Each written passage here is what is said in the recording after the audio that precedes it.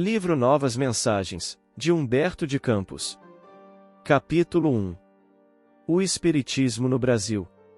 Numerosos companheiros de Allan Kardec já haviam regressado às luzes da espiritualidade, quando inúmeras entidades do Serviço de Direção dos Movimentos Espiritistas no planeta deliberaram efetuar um balanço de realizações e de obras em perspectiva, nos arraiais doutrinários, sob a bênção misericordiosa e augusta do Cordeiro de Deus. Vivia-se, então, no limiar do século XX, de alma aturdida ante as renovações da indústria e da ciência, aguardando-se as mais proveitosas edificações para a vida do globo. Falava-se aí, nesse conclave do plano invisível, com respeito à propagação da nova fé, em todas as regiões do mundo, procurando-se estudar as possibilidades de cada país, no tocante ao grande serviço de restauração do cristianismo, em suas fontes simples e puras.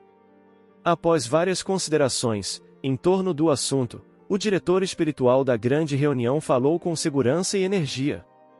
Irmãos de eternidade, no mundo terrestre, de modo geral, as doutrinas espiritualistas, em sua complexidade e transcendência, repousam no coração da Ásia adormecida, mas precisamos considerar que o Evangelho do Divino Mestre não conseguiu ainda harmonizar essas variadas correntes de opinião do espiritualismo oriental com a fraternidade perfeita, em vista de as nações do Oriente se encontrarem cristalizadas na sua própria grandeza, há alguns milênios.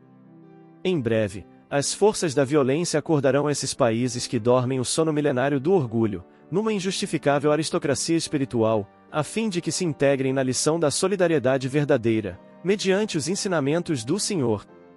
Urde, pois, nos voltemos para a Europa e para a América, onde, se campeiam as inquietações e ansiedades, existe um desejo real de reforma, em favor da grande cooperação pelo bem comum da coletividade. Certo, essa renovação é sinônima de muitas dores e dos mais largos tributos de lágrimas e de sangue, mas, sobre as ruínas da civilização ocidental, deverá florescer no futuro uma sociedade nova, sobre a base da solidariedade e da paz, em todos os caminhos dos progressos humanos.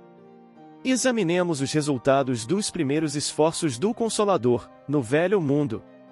E os representantes dos exércitos de operários, que laboram nos diversos países da Europa e da América, começaram a depor, sobre os seus trabalhos, no Congresso do Plano Invisível, elucidando-os sinteticamente.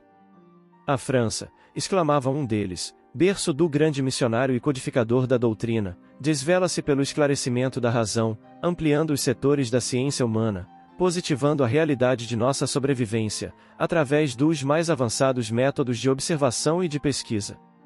Lá se encontram ainda numerosos mensageiros do alto, como Denis, Flammarion e Richet, clareando ao mundo os grandes caminhos filosóficos e científicos do porvir. A Grã-Bretanha, afirmava outro, multiplica os seus centros de estudo e de observação, intensificando experiências de croques e dissolvendo preconceitos. A Itália, asseverava novo mensageiro, teve com lombroso início de experiências decisivas.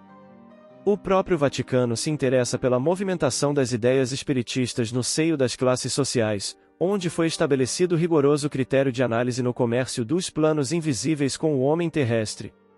A Rússia, bem como outras regiões do norte, prosseguia outro emissário, conseguirá com Aksakov a difusão de nossas verdades consoladoras. Até a corte do czar se vem interessando nas experimentações fenomênicas da doutrina. A Alemanha, afirmava ainda outro, possui numerosos físicos que se preocupam cientificamente com os problemas da vida e da morte, enriquecendo os nossos esforços de novas expressões de experiência e cultura. Iam as exposições a essa altura, quando uma luz doce e misericordiosa inundou o ambiente da reunião de sumidades do plano espiritual. Todos se calaram, tomados de emoção indizível, quando uma voz, augusta e suave, falou, através das vibrações radiosas de que se tocava a grande assembleia. Amados meus, não tendes, para a propagação da palavra do Consolador, senão os recursos da falível ciência humana? Esquecestes que os excessos de raciocínio prejudicaram o coração das ovelhas desgarradas do grande rebanho? Não haverá verdade sem humildade e sem amor, porque toda a realidade do universo e da vida deve chegar ao pensamento humano, antes de tudo, pela fé, ao sopro dos seus resplendores eternos e divinos.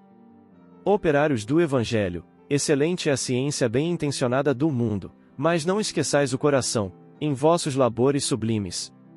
procurai a nação da fraternidade e da paz, onde se movimenta o povo mais emotivo do globo terrestre, e iniciai ali uma tarefa nova. Se o Cristo edificou a sua igreja sobre a pedra segura e inabalável da fé que remove montanhas, e se o Consolador significa a doutrina luminosa e santa de esperança de redenção suprema das almas, todos os seus movimentos devem conduzir à caridade, antes de tudo, porque sem caridade não haverá paz nem salvação para o mundo que se perde. Uma copiosa efusão de luzes, como bênçãos do Divino Mestre, desceu do alto sobre a grande assembleia, assim que o apóstolo do Senhor terminou a sua exortação comovida e sincera, luzes essas que se dirigiam, como aluvião de claridades, para a terra generosa e grande que repousa sob a luz gloriosa da constelação do Cruzeiro. E foi assim que a caridade selou, então, todas as atividades do Espiritismo brasileiro, seus núcleos, em todo o país, começaram a representar os centros de Eucaristia Divina para todos os desesperados e para todos os sofredores. Multiplicaram-se as tendas de trabalho do Consolador, em todas as suas cidades prestigiosas, e as receitas mediúnicas, os conselhos morais, os postos de assistência, as farmácias homeopatas gratuitas, os passes magnéticos, multiplicaram-se, em todo o Brasil, para a fusão de todos os trabalhadores, no mesmo ideal de fraternidade e de redenção pela caridade mais pura. Humberto de Campos. Recebida pelo médium Francisco Cândido Xavier, em 5 de novembro de 1938.